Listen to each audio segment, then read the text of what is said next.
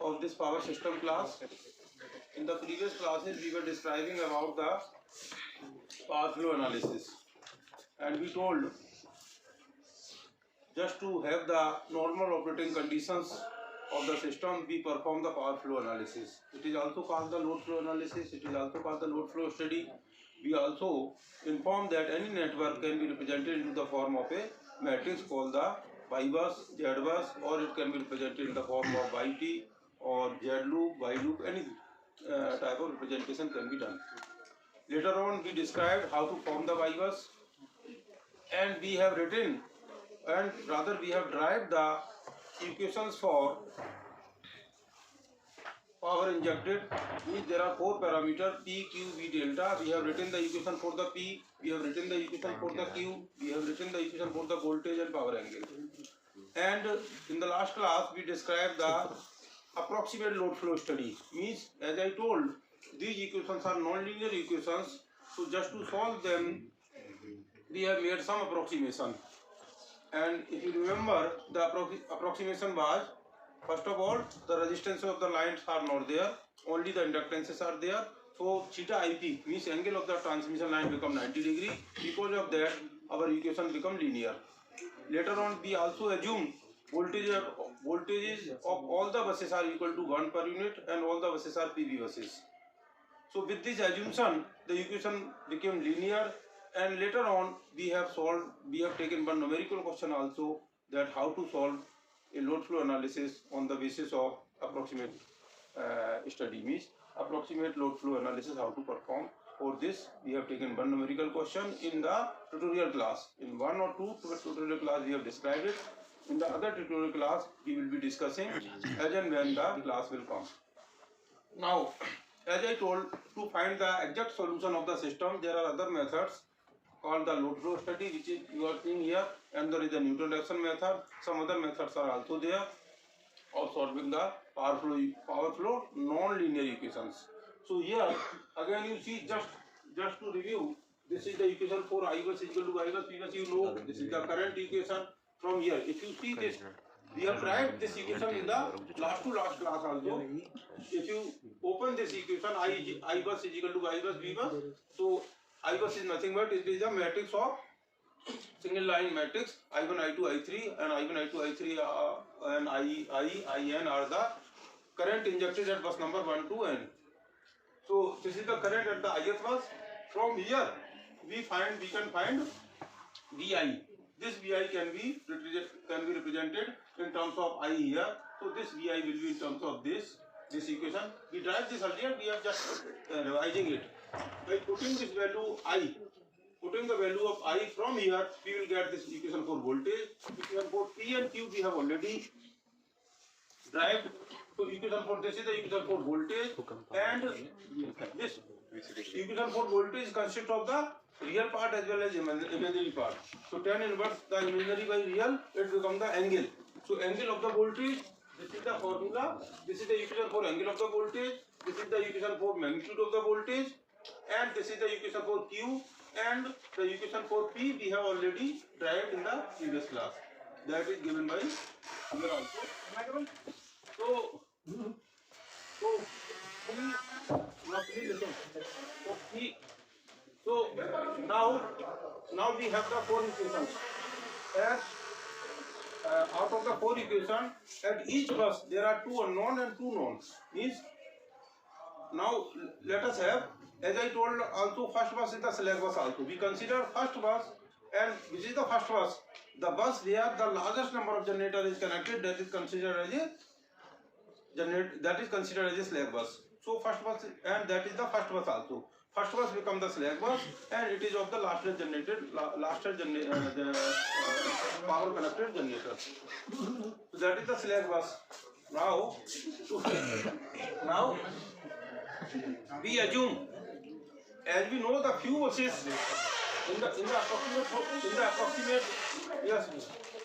approximate load flow study.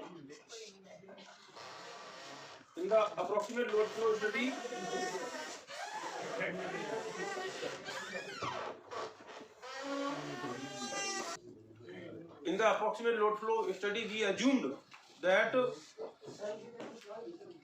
all the buses were the PV buses, but here we will not assume that all the buses we are not going to consider as a PV bus. Some buses are PV buses and some buses are the PQ buses. Okay. So let us have 2 to M, because out of 100 buses, first bus is the slack bus and rest 99 buses, say 2 to M, 2 to say 50, 2 to 55, they are PV buses, and 56 to 100, they are the PQ buses. So in this way we assume 2 to M are the PV buses and M plus 1 to N are the PQ buses. रोक लेगा, हाथ में चला हुआ है. Now, so here you see.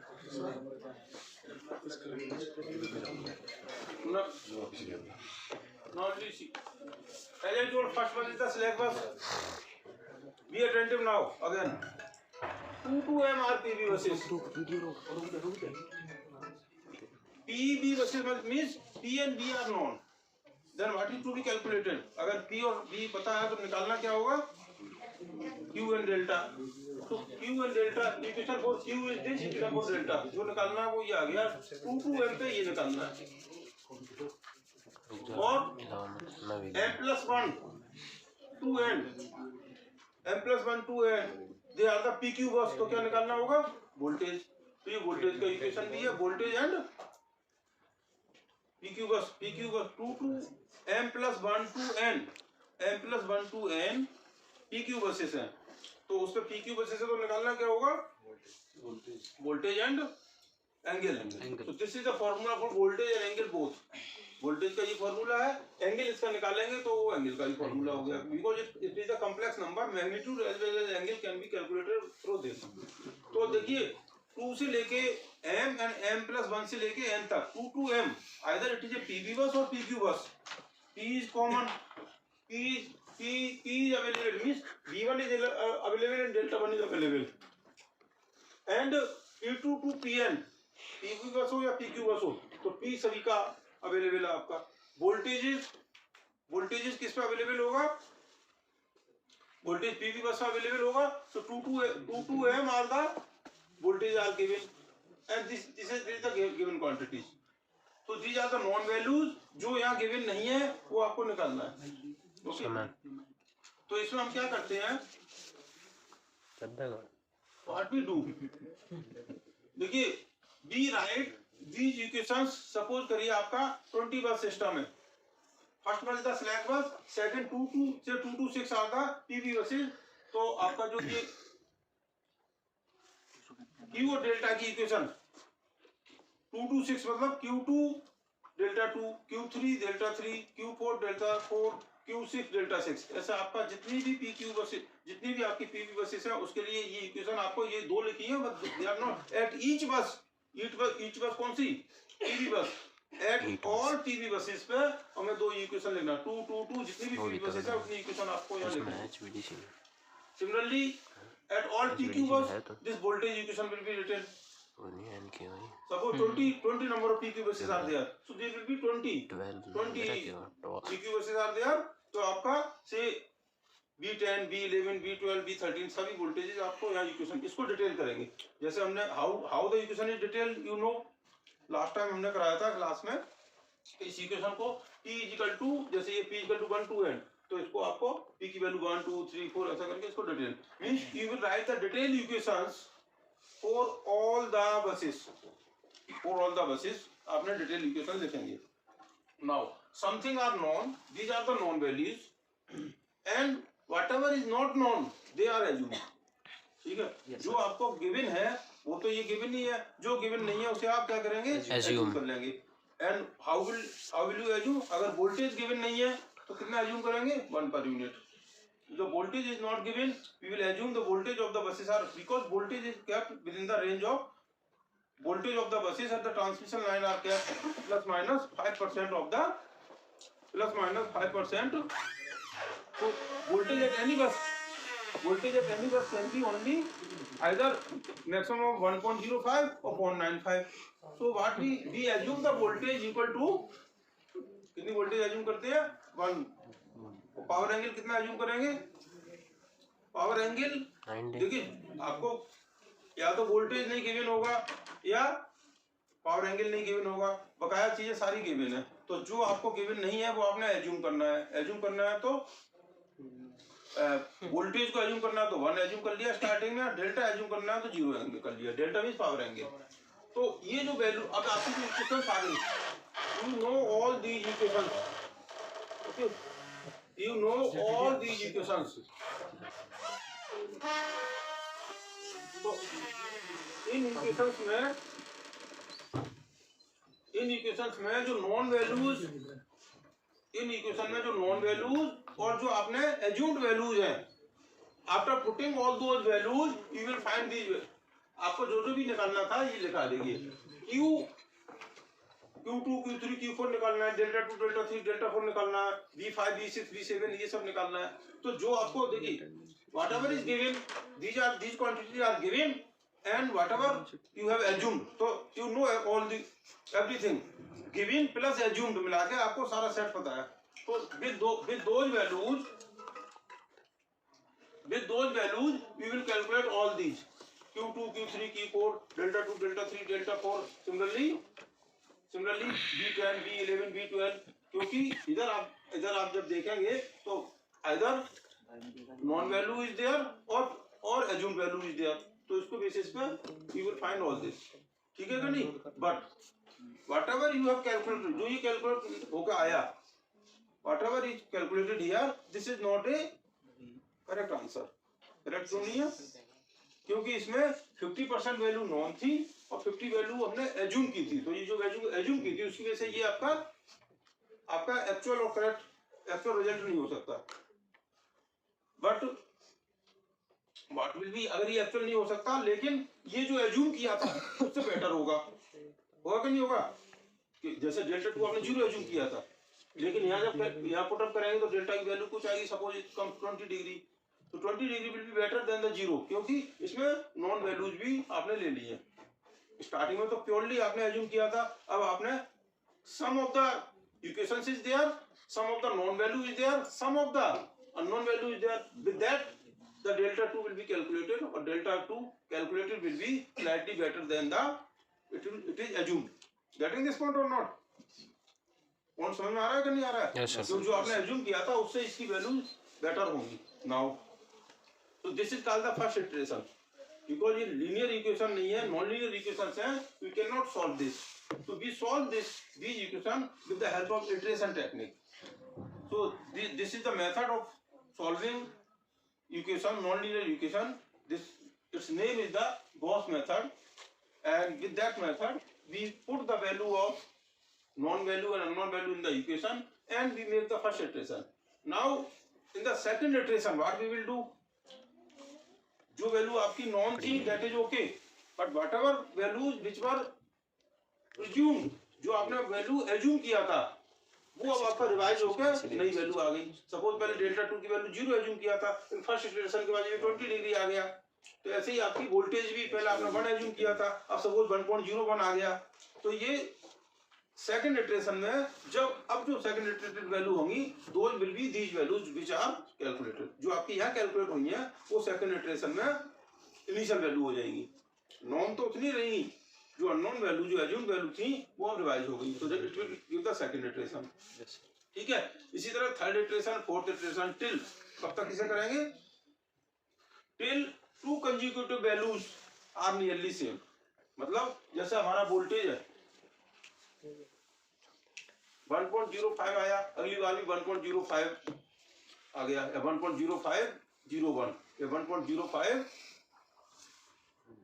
1 इतना आ गया, मतलब थर्ड डिजिट में एरर आ रही है, then that is acceptable also. ऐसे ही आपका अगर पावर एंगल लिए 20 डिग्री था, अगली बार 20.01 एंगल आ गया, then also it is okay.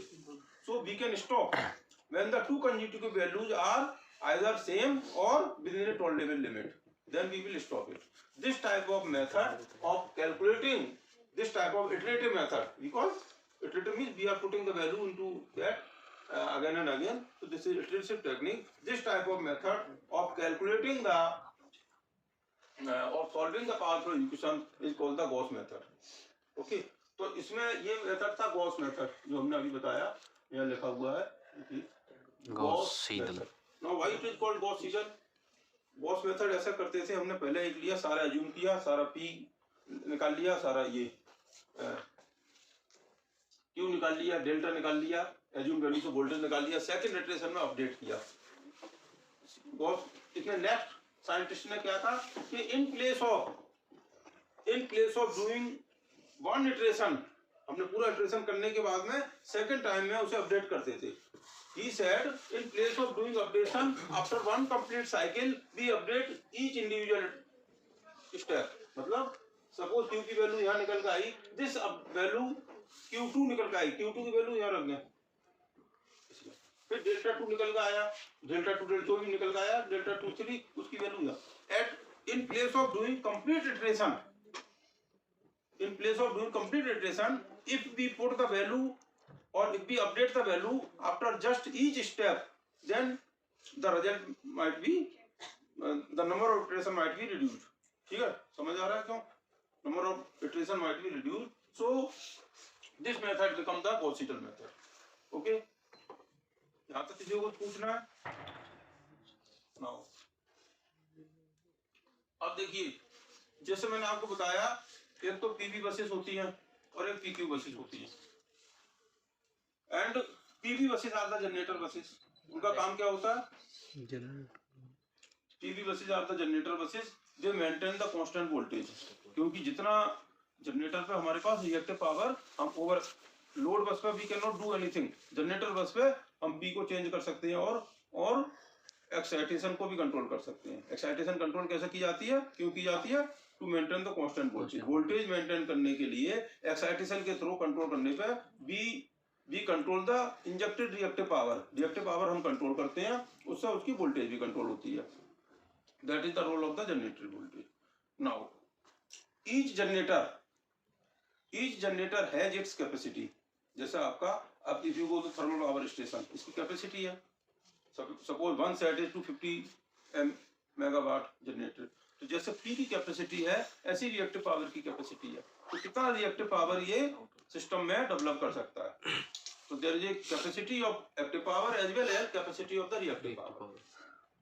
तो सपोज करिए आपने जब ये इटरेशन टेक्निक कर रहे हैं, first iteration, second iteration, third iteration, after a certain instant of time, suppose after 5 iteration आपका कैलकुलेशन में वोल्टेज आया 0.8, ठीक है, 0.8 आया।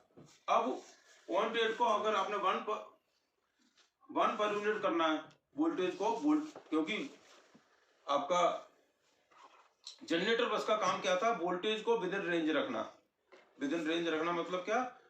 प्लस माइनस 5, 1 था, 1.05 आया तो ठीक है, 0.95 आया ठीक है, उससे नीचे 0.9 आ रहा है, तो ये क्या करने की कोशिश करेगा generator will try to develop more reactive power so that voltage can be step up, voltage हमारा इंप्रूव कर जाए। लेकिन since each generator is having the limitation also, उसकी अपनी लिमिटेशन है कि सपोज आपको डिमांड तो है 25 MVAR की रिएक्टिव पावर, लेकिन उसकी कैपेसिटी है केवल 15 MVAR। तो हाउ इट विल डू? ये कैसे कर पाएगा? If the demand is more, demand of reactive power to maintain the voltage within the specific range is more than the voltage capacity or more than the reactive power capacity of the generator, then what will happen? What do you think? आपको क्या लग रहा है क्या होगा फिर? अगर उसकी कैपेसिटी लिमिट आ गई और वो वोल्टेज को कंट्रोल नहीं कर पा रहा है, तब क्या करेगा?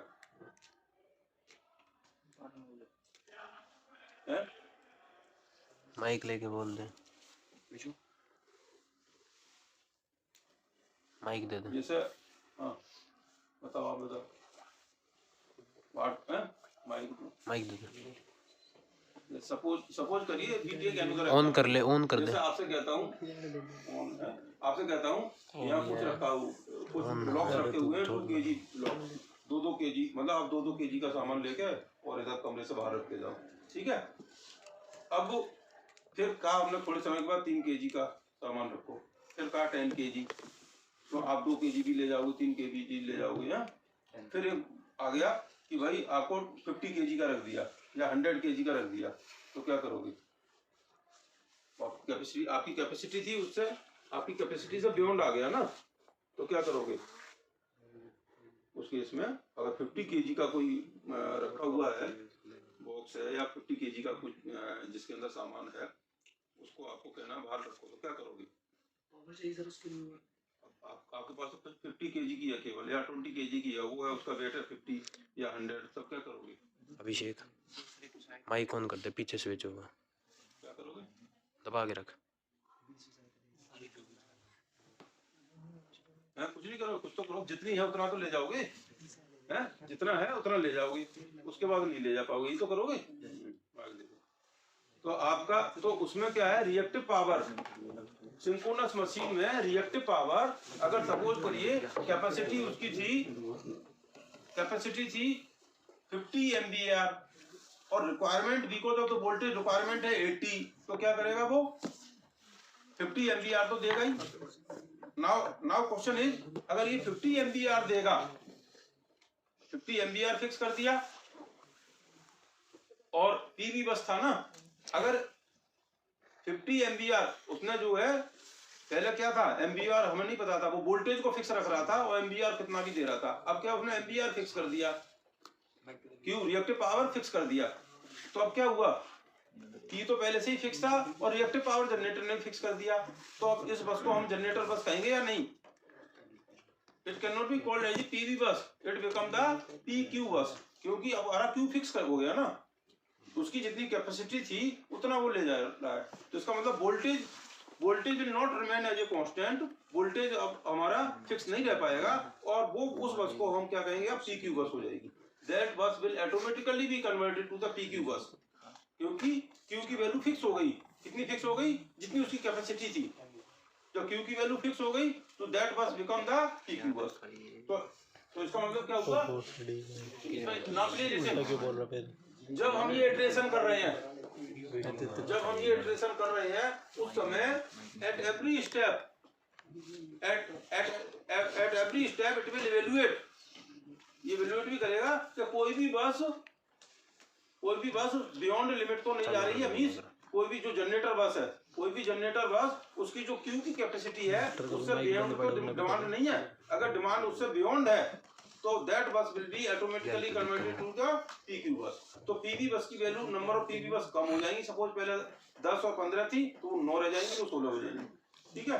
तो number of buses will also be change. तो हर एक इटरेशन पे ये भी ध्यान रखना, मतलब सपोज करो इसमें पूरे इटरेशन 10 इटरेशन 10 इटरेशन लगते हैं just to make the analysis complete. Powerful analysis करने में 10 इटरेशन लगते हैं, लेकिन 5th इटरेशन पे ही आपको ये पता लगा एक जनरेटर का जो रिएक्टिव पावर रिक्वायरमेंट था वो उसकी कैपेसिटी से बियॉन्ड चला गया, क्योंकि क्यू की वैल्यू यहां से कैलकुलेट होकर आ रही है ना, क्यू की वैल्यू यहां से कैलकुलेट हो रही है, वो चेक करेगा every time, it should be checked. ये लिमिट से बियॉन्ड तो नहीं है, अगर लिमिट से बियॉन्ड है देन दिस बस will be converted in PQ बस। और इस बस को अगर इसको PQ, अगर हमने इस बस को PQ बस कन्वर्ट कर दिया तो फिर निकालना क्या होगा? This bus is converted as a PQ bus. तो फिर क्या निकालना होगा? फिर अगर पहले PV बस था तो हम क्या निकाले थे? Q और डेल्टा। अब वो PQ बस हो गई तो क्या निकालेंगे? तो वो यहाँ आ जाएगी, that bus will come to PQ। तो बस का जो है आइडेंटिफिकेशन में change in between the iteration also, इस बात को ध्यान में रखना है। So in this way we perform this and the thing. एक तो चीज ये हो गई। दूसरा इसको अभी बताऊंगा, उसके पहले now one more thing we do. देखिए, एक तो हुआ हमने PQ बस पे वोल्टेज कैलकुलेट करते हैं। दूसरा क्या है, हर एक इटरेशन पे जितना भी सपोज करिए पहले वोल्टेज था आपका, आपने अज्यूम किया 1, अगले स्टेप में आ रहा है 1.01, अगले स्टेप में आ रहा है 1.02, फिर आ रहा है 1.04, फिर आ रहा है 1.07। सपोज इस तरह स्टेप चल रहे हैं, तो हम क्या करते हैं, we accelerate to reduce the number of iteration. अगर हमारा सिस्टम बहुत बड़ा है, suppose it is 100 bus system, then it will take too much time. If it is 5 bus system, it will take less time. So now our duty is to reduce the number of iteration to get the fast result. हमें solution जल्दी अगर चाहिए तो number of iteration कम होने चाहिए। तो number of iteration कम करने के लिए हम क्या करते हैं, एक्सेलरेशन फैक्टर अप्लाई करते हैं। एक्सेलरेशन फैक्टर मींस सपोज करिए ith इटरेशन पे rth इटरेशन पे वैल्यू 1.05 थी, r प्लस 1 इटरेशन पे 1.06 हुआ, तो हम क्या कहेंगे ये जो हुआ कितना 1.05 और 1.06 एक इटरेशन में 0.01 इंक्रीज कर रहा है, तो हम कहेंगे 0.01 की बजाय we make the acceleration factor, उसमें 1.5 का मल्टीप्लाई कर दो, तो 0.01 की जगह 0.05 इसमें 0.05 ऐड किया।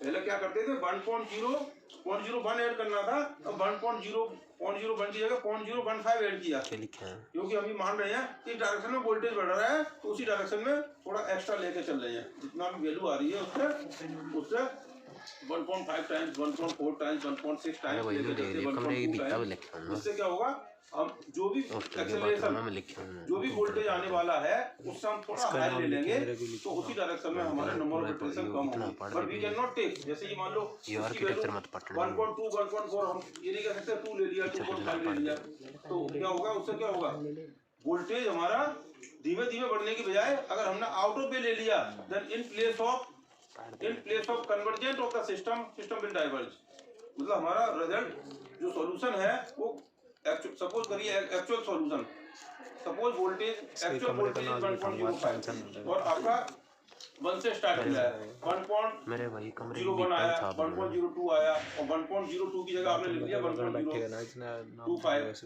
डन ओके, लेकिन आपने गलती से अगर 1.025 की जगह 1.08 ले लिया होता वो नीचे नहीं ला पाएगा, तो आगे पता चलाएगा डाइवर्ज हो जाएगा, सिस्टम में डाइवर्ज। तो इसलिए हम इसको जो factor acceleration factor we take in the range of 1.5 plus minus 1.4 तो इससे हमारे नंबर ऑफ इटरेशन कम हो जाते हैं। ओके, अदर देन दिस, तो इससे क्या अब क्या निकल गया P Q V delta either two are given, two have been calculated using this iteration technique, निकल गया। अब क्या बचा, पावर फ्लो इक्वेशन अब निकालना है, लाइन के अंदर कितना पावर फ्लो हो रही है, यहाँ पे निकल गया P क्या है, P1 क्या है, P2 क्या है, वोल्टेज क्या है, डेल्टा, यहाँ पे निकल गया P क्या है, Q क्या है, वोल्टेज क्या है, डेल्टा क्या है। अब इसमें इसके बीच में जो लाइन कनेक्ट की, क्योंकि एक लाइन यहाँ भी कनेक्ट हो रही होगी, एक यहाँ भी कनेक्ट, जो पावर यहाँ जा रही है जरूरी नहीं यहाँ जा रही हो, एक लाइन यहाँ भी उसमें से कुछ जा रही होगी, एक इधर भी जा रही होगी, तो इसमें कितना पावर जाएगा, for that this is equation Ij is current flowing from here to here is this voltage minus this voltage multiplied with the admittance plus voltage multiplied with the admittance, ये हो गया, and this is a current, voltage complex conjugate current is the power, S is equal to P plus jq, तो हमें P भी पता लग गया, Q भी पता लग गया, मींस इंजेक्टेड पावर भी पता लग गया और power flow in the lines भी पता लग गया। Okay, so in this way we calculate the power flow in the lines. Now जो चीज मैंने एक्सप्लेन की है वो इस फ्लो चार्ट में दोबारा से एक्सप्लेन कर रहा हूँ। फ्लो चार्ट में ये समझ आ जाता है, देखिए पहले तो we form the बाईबस, सबसे पहले क्या होता है हमारे पास बाईबस होना चाहिए, कोई भी नेट जब सॉल्व करते हैं बाईबस तो होना ही चाहिए। बाईबस सॉल्व करने के लिए जो एल्गोरिथम है वो ऑलरेडी आपको क्लास में समझा चुके हैं, ना सिर्फ समझा चुके हैं बल्कि हमने आपको कहा है उसका प्रोग्राम भी आपको कोडिंग भी करनी है, तो बाईबस आपके पास है। तो देखिए, so form the Y bus, first of all तो फॉर्म द बाईबस, जो डाटा गिवन है वो उससे बाईबस, फिर मेक द इनिशियल एज्यूम्पशन, जो गिवन है उसके अलावा अगर पीवी बस था तो डेल्टा एज्यूम करना है, PQ बस था तो वोल्टेज एज्यूम करना है, तो उसके हिसाब से ना एज्यूम्पशन कर लिया, ठीक है। PV बस 2m PV बस था तो डेल्टा एज्यूम करेंगे, डेल्टा 2 दिए थे, डेल्टा 2 से लेकर डेल्टा है, यहाँ हमने वोल्टेज एज्यूम किया Vm+1 से लेकर V1 एज्यूम कर लिया, इसकी वैल्यू मतलब इनिशियल वैल्यू पुट कर दी। Now compute the parameter AI, ये क्या है, ये देखिए ये वो इक्वेशंस है AI and VI, ये इसलिए यहाँ लिख दिया क्योंकि you see पीआई ये बार बार कैलकुलेट करने के बजाय आपको सिंपल हो जाएगा। PI minus J PI minus J Q I into B I complex, इसको ए आई कह दिया शॉर्ट में लिखने के लिए, इसको ए आई कह दिया। और ये था Y I P into I I, Y I P into I, Y I P into I I, इसको बी आई कह दिया। तो इनकी वैल्यू यहाँ कैलकुलेट कर दो। इसकी value compute this parameter A I and B I. Iteration 0, starting में इटरेशन 0, फिर सेट बस काउंट ईच बस, हर एक बस के लिए आप बस नंबर 2 3 4 हर एक के लिए पहले तो ये चेक करते हैं टेस्ट टाइप ऑफ बस, किस टाइप का बस है।